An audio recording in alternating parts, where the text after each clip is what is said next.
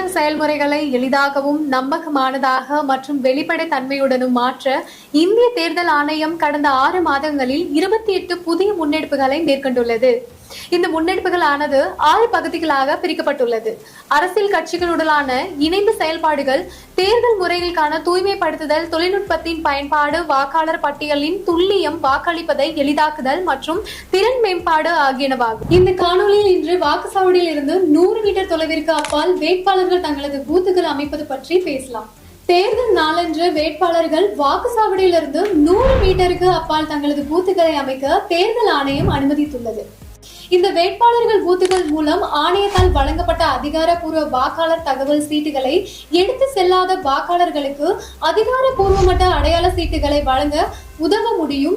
இது ஒவ்வொரு வாக்காளர்களுக்கும் குழப்பமாகவோ அல்லது தாமதமாகவோ இல்லாமல் தங்கள் வாக்கை பதிவு செய்வதற்கு தேவையான உதவியினை பெறுவதை உறுதி செய்கிறது.